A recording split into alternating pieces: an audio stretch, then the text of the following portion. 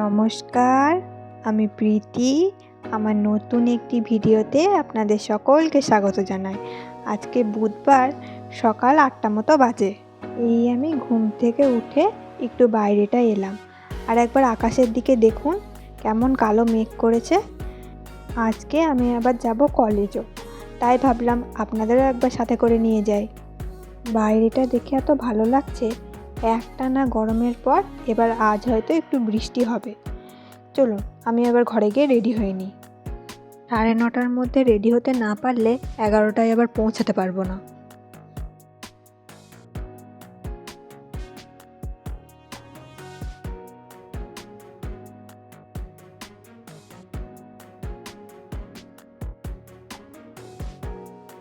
আমি রেডি, এদিকে আমার ব্যাগও গোছানো কমপ্লিট। চলুন এবার তাড়াতাড়ি বেরোই। আর বেরোতে গিয়েই দেখুন বৃষ্টি শুরু। বেরিয়ে গিয়েছি, এবার এখান থেকে যাবো বাস স্ট্যান্ড, তাই ধরবো টোটো।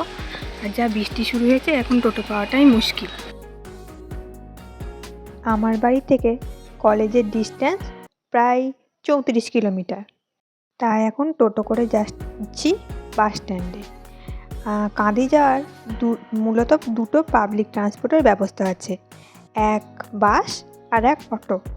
তো বাসের ভাড়া 35 টাকা আর অটোর ভাড়া 50 টাকা।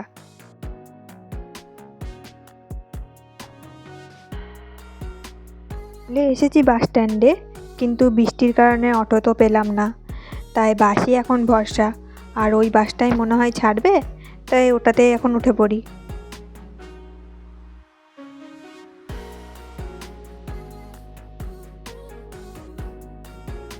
চলুন, এখন 1.5 ঘন্টার রাস্তা, এবার টুকটুক করে এগিয়ে যাই। আর বাসে উঠলেই এই কানে হেডফোনটি আমার একমাত্র সঙ্গী।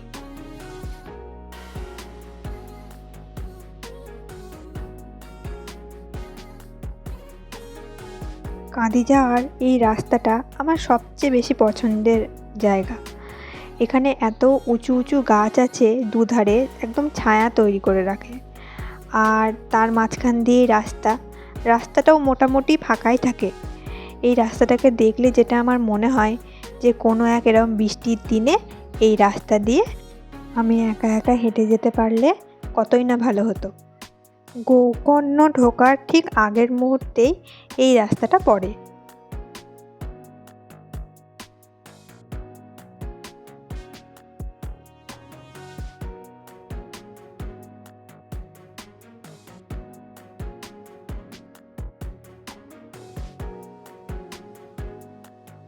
পৌঁছে গিয়েছি কাঁদি বাস স্ট্যান্ডে। এখান থেকে কলেজ আরও 3 কিলোমিটার, তো তার জন্য আবার টোটো করতে হবে। কিন্তু এখান থেকে এখন টোটো পাওয়াটাই মুশকিল, একজন মোটে নিয়ে যেতে যায় না। দেখি কিছুক্ষণ দাঁড়াই, তারপরে আবার পাবো।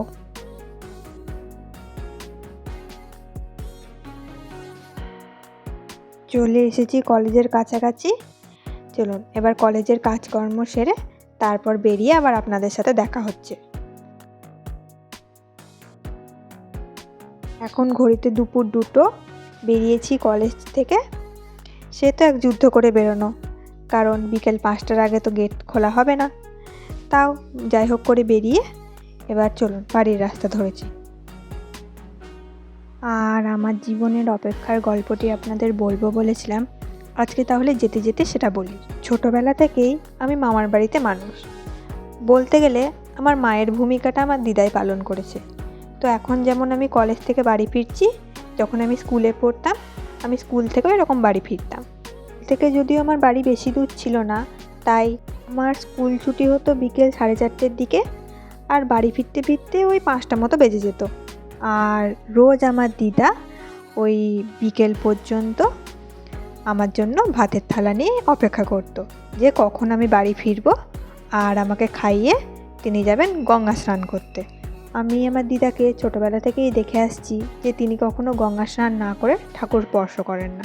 শীত গ্রীষ্ম বর্ষা 12 মাসই আমি আমার দিদাকে এভাবেই দেখে এসেছি, যে বিকেল পর্যন্ত আমার বাড়ি ফেরার অপেক্ষা করতেন এবং আমাকে খাইয়ে বিকেল 5:30 6টার সময় গঙ্গা স্নানে যেতেন।